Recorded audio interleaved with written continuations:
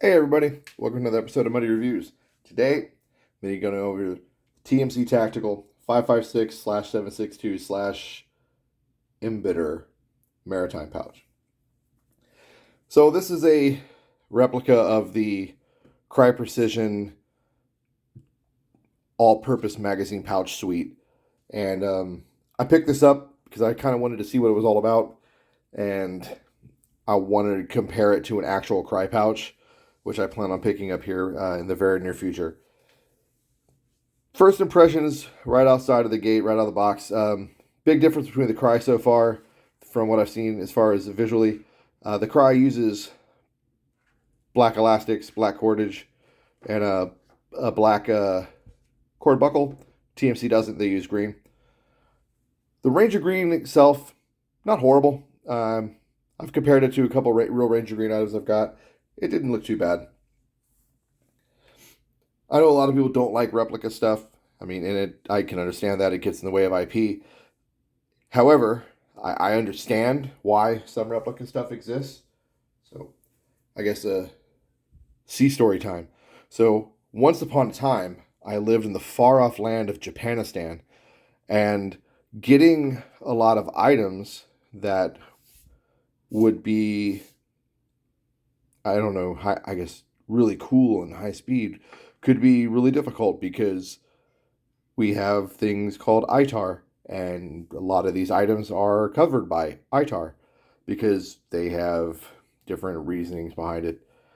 Usually, the material itself has got a treatment on it that means it can't be seen well in the near IR spectrum and things of that nature, so it can't be sold outside the United States. Enter the replica gear market. TMC, Emerson, and more than a few other companies started becoming really prevalent, especially in the Asian market, and they were copying really popular IP from Crye Precision, LBT, Tactical Tailor, and it was really difficult for those companies to get cease and desist letters done because China Daddy don't care. China Daddy don't give a fuck. They're not going to stop it. And they were also smart enough at times to make just enough of a change to where they have the 10% rule and they're not necessarily copying it outright. I mean, so far this pouch looks like it copied it pretty straight up. But I also wanted to go ahead and review this because I know not everybody can afford Crye stuff. Sometimes getting Crye stuff is difficult. I mean, Crye's notorious for being heavily backlogged or just straight up telling you, cool, thanks for the order, and you're not on our priority list because you're not in XYZ unit or XYZ agency, and they're our priority. You're a civilian. It's just going to take time. That has happened. I've seen it happen plenty of times.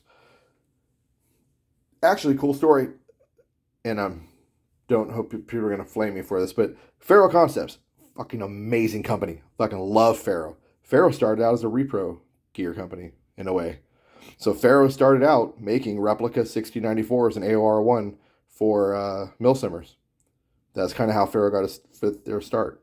They were a small-time gear guy making custom gear, and one of the things they used to make a lot of custom items were AOR1 6094s, AOR1 slings, plate carriers, stuff like that, and they were usually, like I said, LBT designs. But look at Faro now. Faro is one of the most popular or more popular companies within that sphere, and they're booming, and they've got their own IP, their own designs. So sometimes you start out copying other people's stuff, and really there's never always a fresh design under the sun. Now I will say Crye's multi-purpose pouch suite is pretty innovative and it's pretty cool. So enough of that. Story time over.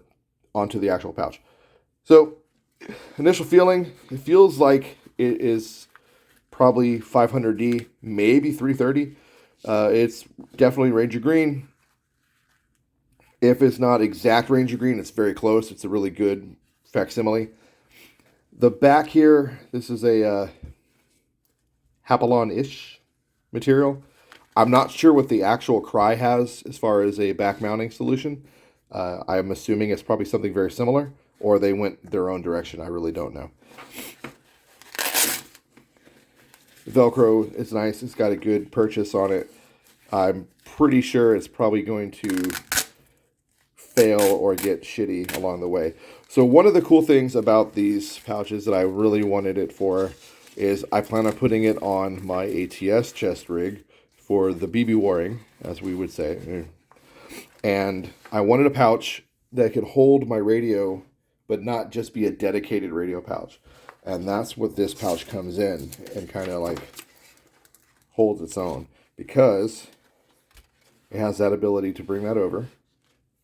And now it can hold a radio. And I have a TRI 152 over here. And I'm going to show you that. So let's get that off. We got the lid tucked back. And we'll shove the 152 in here. So it's mostly made for an MBITR. So the 152, it fits. It's a little big for it. When I get the Crye pouch, I do plan on getting... You know what? We're going to take that off, guys. I just left it on there so you can see that it was TMC. Let's get rid of that. Use my wife's knife to cut that away. Okay, now we're back. So I do plan on getting the actual 152 bottle pouch from Crye. And so I won't have the same pouch to do a side-by-side with, but I'll have another pouch that's an actual Crye from the multi-purpose pouch suite in Ranger Green. So I will do a little side-by-side when I get the Crye pouch in to show you guys how well the TMC kind of compares as far as like quality build-wise and color-wise. But it does hold, even though it's scaled for an MBITR, it holds the 152 fine. And then I like it. Now time's going to tell, and once I get it mounted, how sturdy this 152 is going to be as far as mounted on the chest rig. I will let you guys know all of that in probably a later video, especially once I do the ATS chest rig review. I'll have this mounted and you guys will know all about it, because I'll be either bitching or I'll be singing his praises, one of the two.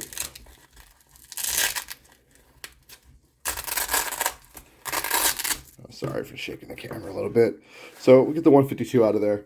Now, one of the cool things about this pouch is we can remove the lid. And again, I'm not 100% sure if the Crye does this, but there's a little 550 cord loop back here, as you can see right here. And that's where this elastic cordage, I've got a knot. It's not the best. I mean, they're kind of haphazardly looped it through. I'm going to have to go through and tighten this down, make it look nice, get a better bulge out of it. I'm going to have to singe these edges down because they're just loose and they're fray. So I'll have to take definitely take a lighter to these, make it a little better. I may even replace this cordage altogether with some actual Ranger Green elastic cordage. I have some better quality cordage, just because I don't know if this stuff's going to fray out or be shitty over time, loses elasticity. Anyway, but yeah, you can take the lid, the retainer off for the 152 and do whatever you got to do with it, throw it in a pouch, whatever. So you pull the lid out. So now you're going into mag pouch mode.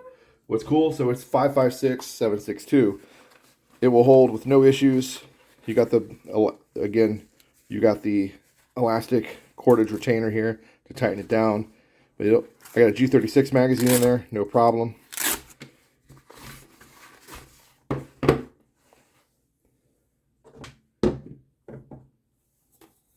Your standard GI style. It's not a real mag, airsoft mag, of course. No problem. You could definitely fit two in there. It's a TM Next Gen PM mag, or P mag. Again, no problem. Probably fit two in there with no issues. It's nice and wide, a lot of space. Now here's where you're running into issues. Barely holds AK mags. You can get it over there, but you got to kind of get the lid cocked off to the side. So if you try to come straight back, you're going to barely get any purchase. It'll go in there, but It's a little snug. You're definitely reaching your max capacity as far as magazines, and you're not gonna get to AK style magazines in this pouch. So this is a 74 mag. This will definitely hold 2 AR magazines. It might hold 2 G36 magazines. It will not hold 2 AK magazines. It will hold a 152. It will definitely hold an MBITR. And it will hold an Enola Gay EG18X with no issues. So it'll double as a smoke pouch. Or even